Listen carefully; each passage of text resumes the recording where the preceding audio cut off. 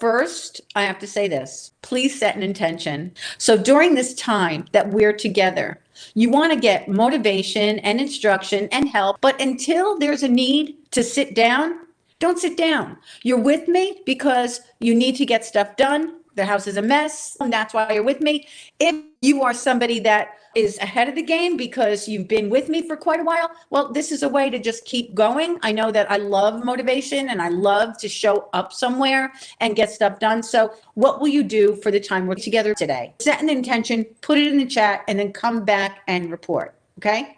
Really quick. I've been fully immersed in a Titude group coaching program that requires a lot of my time being present with members of it. We meet 3 days a week. We focus on a different theme each month. I provide a mini course where we work together in a workshop format, and we do live co-working sessions, and everything is recorded so members can access anytime that they want. Sharing snippets from that program is my solution to continuing to connect with you as I have in the past on my channel and in blogs, because doing the new program made it hard for me to make the time to get videos up and blogs written and posted. So I'm sharing pieces of what I do inside my group program here.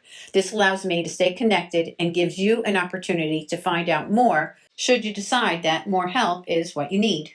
Now, on with the video, which was part of our goal-getting workshop. If you want more information about what we do, you'll find it in the description box. So our theme for this month is the goal-getting workshop. So it's not like goal setting, because you can set a goal and not reach the goal. That's not what this is all about. It's about receiving the goal, getting the goal, making it happen. So the goal-getting workshop, it's the theme for our month. You can come to this anytime you need to set a goal, because we don't only set goals in January. It just happens to be the month that most of us are really, really thinking this year, right? Don't we do that? This year, it's going to be different. Or this year, I'm going to whatever it is. So that's why it's pretty typical for us to begin goal setting in January. We're going to move ahead to the next slide. Now, the first thing we have to attack is our mindset. We have to realize that we can, if we think we can. Who said this? I think Henry Ford said, whether you think you can or you think you can't, you're right. So I say, let's think we can. Let's believe the positive. But most of the time, what we need to do is we need to be convinced that the positive that we believe is actually achievable. So in this slide here, please excuse the interruption. Next is a very short copyright note about the image that you're going to see. I had to make okay because of copyright. And so I have an article there that I want you to reference so that you could actually see the desk of Mark Twain, Albert Einstein, and Steve Jobs. Please Google inspiration, the messy desks of Einstein, Jobs, and Twain. And you will see the 3 desks literally right there. So in this slide here, I have some pictures of some people, Mark Twain, Katie Couric, Oprah Winfrey, and Einstein, Albert Einstein. And the reason that I chose these people is because they're really great examples of the opposite of what we've been told and what we believe. And it's still going on today where I see people, one thing that I've seen is like an entire program to try to help people with their trauma and their mess, trying to convince people that their mess is because of their trauma. Well, I know after all the years of doing what I'm doing, that it isn't because of trauma. It's not because of what's happened in our lives or any kind of event that has occurred that brings us to a place that now we're a mess. Now, one of the reasons I can say that, and I know that you will definitely agree with me, we all know people that have been through horrific experiences in life that live a really organized life. Not saying that they don't have any issues, of course. People have issues. We all have issues. But being organized, it's a learned skill. We try to take something that we can learn and master and then put it in the category of only if. Then we put ourselves in a box never to be able to achieve that thing. And this is something that I feel like is really devastating for people like you and I if we're searching for help and we wanted to get out of the mess. Before I found Pam and Peggy and Sidetracked Home Executives, I was in a place thinking that it was me. There was something wrong with me. And I had to figure out what was wrong with me before I could fix it. People know math because they learn it. You don't have to be a virtuoso to be able to learn how to play the piano or any instrument and be wonderful at it. You can even exceed those virtuosos because of your decision to learn. So the example here of Albert Einstein, you could see his desk. That's the picture that was taken the day he died. And it's a mess, right? It is what our definition of a mess is. Was Einstein a mess? He said, if an empty desk is a sign of an empty mind, then what is an empty desk the sign of? Is that a sign of an empty mind? That's ridiculous. There's no proof. There's no proof that says if your house is a mess, then you're going to be a mess, or you are a mess. You and I both know that if the house is a wreck, if we live with total disorder, it affects us. I'm not saying that it doesn't affect us, but is the house being a mess representative of what we are up here? Absolutely not. Mark Twain, look at his desk. I'm sure when they took this picture, it wasn't like, oh, let's get the picture of Mark Twain's, messy desk. They took a picture of him. And luckily for us, that was the state of his desk. And they took the picture in that setting because we could see that you can be together. You can have what you need to have in life, get what you need in life, even if you're a mess. Steve Jobs, there's another example of his office. Is that you could see not only his desk, but behind him. And then the story about Katie Couric and Oprah Winfrey. So Pam Young told me, and one of these stories she told me, and the other one I had either read that she had written, or it might have been in some Audible that I had one time, like a cassette tape that I had of theirs that, gosh, I wish I still had. Anyway, I don't remember which story was which, but at one point, Pam and Peggy were going throughout the United States on book tours by their publisher. And two of the people they were interviewed by, one of them was Katie Couric and one of them was Oprah Winfrey. Now, when they were interviewed by Oprah Winfrey, it was before she had become the icon that she is now. She was in a small studio somewhere, I think it was in Chicago, and it was just like a small local TV studio. And she went to their hotel and she said, we were sitting on the bed and we were talking.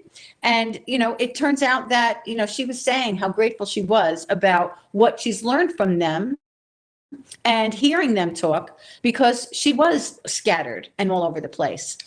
So that was one story. Another one was Katie Couric, and I think this is the one where she told me that she lent a coat to somebody after the interview. This was a definite interview.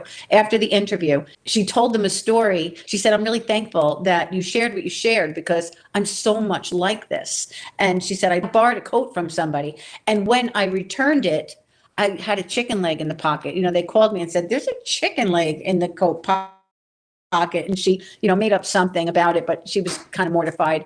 And the thing is that that's kind of typical of people like we are, right? So the whole point of me saying all of this is to give you examples of people that are quite amazing, that think like you, that have the same issues, really, when it comes to being organized, being scattered by nature, and having kind of a mess around them, right? And still being able to succeed. There was nothing wrong with them. There was nothing wrong with you.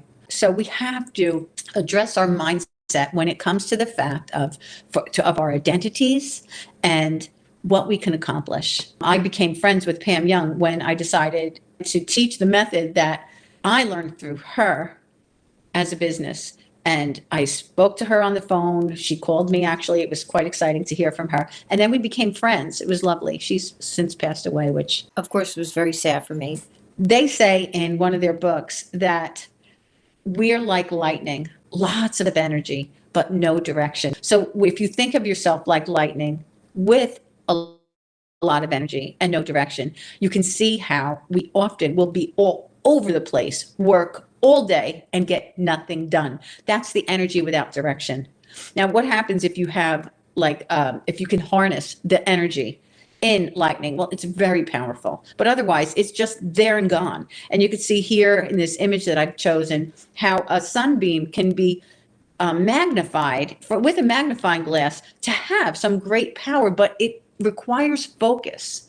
Now, one of the things that we've learned, Pam and I both together, is that there is something that is extraordinary about the type of people we are and the system that we have. That without the system, we go back to, we might have the whole house together, everything is together, everything's fine, But without the system, life is like walking around with one foot in a bucket.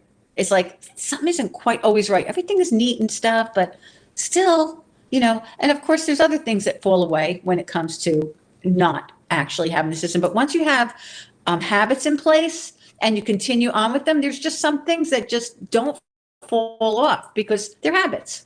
And then the other thing is the qualities that we have. We have qualities that organizationally gifted people don't have. The fact that you can stop and make a different action just by an idea.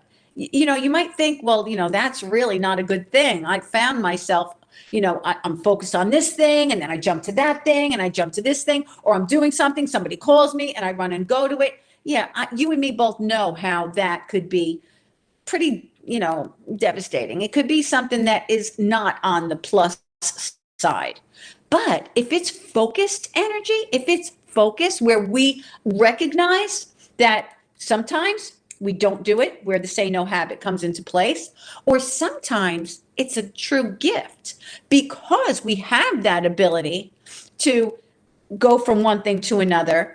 When something comes up that is necessary, we're able to move along with it. Turns out that people that are entrepreneurs, people that are inventors, researchers, people that make stuff happen in life, they have the ability to be here one second and there the next. All we have to do is learn how to harness that so that we're not like at everybody's mercy. So the organized people in the world, the ones that it comes very naturally to them, the ones that are gifted with the gift of order, they have a very hard time moving from one thing to another if it's not in the plan. If something happened last minute to say, a party or something that was being planned and all of a sudden the venue was not available or something like that really needed a pivot, they find themselves in a real problematic place. Like, I don't know what to do. What am I going to do? Whereas we thrive in those times. We thrive. We're like, all right, wait, there's a problem here. What do I have to do? What do we have to do? And we figure things out. That's where like the creativity part of us that sometimes gets us into trouble really pulls into play that where we excel. And so just know that you really are amazing just as you are, and you have everything that it takes within you. And with the system in place, it's like a winning combination. Now, here's another thing where I could prove to you that you've got what it takes. You have everything that it takes. All you need is to know how, and you need a system in place. That's it. 8% of all people actually achieve their goals from people that make goals. So I want to ask you, do you think that all of those 8% that actually achieve their goals, do you think they're all organizationally gifted? Of course not. We know that. If it was the fact that if you're organized, then you can reach your goals, then every single person that you and I know that are organized would have everything that they ever wanted. Their goals would be met, right? I mean, everything within reason. Of course, if they want to be a football player and they're 90, that ain't happening. But you know what I mean. If there is a goal that they have set, why can't they achieve it? They're organized, right? It's because you don't get your goals because you're organized. You get your goals because there are certain things that you do and certain characteristics that you have to make them happen. It isn't about being a mess or being not a mess. Look at what we saw before with the image of Steve Jobs. Do you think that wasn't a huge goal? Did you ever see that movie? It's a good movie about Apple. Did you think that goal was something that was easily achieved? But yet, we see his habits right there on the screen. What about Mark Twain? He was an author. Now, I do know you and I both know that a lot of times men have a foothold on women because there's a lot of things they don't have to focus on. There's this one woman, her name is Denise Duffield Thomas, and she wrote a book. I'll just say one of the names, Chillpreneur, but I think that it's changed now to Chill and Prosper. She's been known for the Lucky series of books and Get Rich Lucky. Sorry if that annoys you, but that's the title of the books. I've read her books, and I've joined her little something that she has. Everybody offers something, and I liked her and I liked what she taught, so I joined her program, and I learned that she has more people on the payroll for managing her home than she does for business. She's $1 million business. She's a woman who has little children and a husband, and she worked a full-time job when she first got started. She didn't have children when she first got started. Later on, she got children. And when her children were born, she realized that she can't do this without home help. It was impossible for her to do without home help. And there's a blog that I'll share with you that she has written about how she manages her home in contrast to what she spends in business. Most of her expenses are in home help. An assistant for, what do they call them? A housekeeper, somebody that helps, a cleaner, somebody that helps with the kids. She has a cook. It's like, so we know that in history, it's been easier for men that have been in disarray than for women. It's been easier for men that weren't in disarray than for women, just because our responsibilities were bigger. We had more on our plate. And now, in this day and age, when most women don't only have the house on their plate, but they work full time. This is a whole nother topic. And for any man that's here, I don't mean to put you down. I'm not putting you down. This is just the way it is. There's a company that I've got to find it. And I know I can because I Googled it before, and I probably have it saved on a Trello board somewhere of something I need to look at down the road. And there was a woman that was the first woman that hired only women. And it was women that were at home, because women, this was a long, long time ago. Women couldn't work unless they were at home, do the kind of work that this was. It was, I don't know, business research, that kind of thing. I forget what it is. But the thing is that they were so successful. They were so successful, but they still had to do laundry. They still had to wipe noses. They still had to change diapers. They still had to do dishes because they were at home. They had to do it. So they had the opportunity placed to them. They were able to do it, but they didn't do it the way men did, because men had a different agenda. They had less on their plate than we do. And one of the things that she talks about is women don't do business like men. Another topic, I'm definitely going to have to edit this. So forgive me, but you're working while we're talking anyway. And I guess one of the blessings, and maybe not such blessings, is that when you're live, you hear things that don't end up on the recording. So in this, we were here, right, where we were talking about that only organization. Oh, yeah, I know. So I went here, and what I was saying was, these people are people that had to make goals and reach them. And we know that they didn't reach them because they were organized. And people that want to get fit, want to lose weight, want to write a book, want to fill in the blank, and they're not doing it, but their house is really organized. So you could know beyond a shadow of a doubt that it's not because you've got it together at home that allows you to or meet your goals or reach your goals. It isn't that. So now that that's settled, I want you to know that you are your own unique you, and exactly as you should be. All of us who have been challenged in the area of organization have many, many things in common, just like the organizationally gifted people do. When we discover how to live in a way that is suited to us best, not them, I found, as well as Pam has found in conversations that we've had, that nothing can stop us. And it really is the system combined with who we are that make these things happen. So I'm going to talk a little bit about Hal Elrod, who is an author. He wrote The Miracle Morning. So we're going to get into that this month, not too much today, but I don't have it on this slide. So somebody remind me, all right, so that I do talk about that a little bit regarding this slide, that nothing can stop us when we have our system in place. Okay, so that's that for this one. I'll see you on the next one. Thanks for being with me, and please like, subscribe, and share. You got bugs called a bug eye. You cook bacon, apple pie. If you show you fix a tear, clean or clean my underwear. These are the things we do.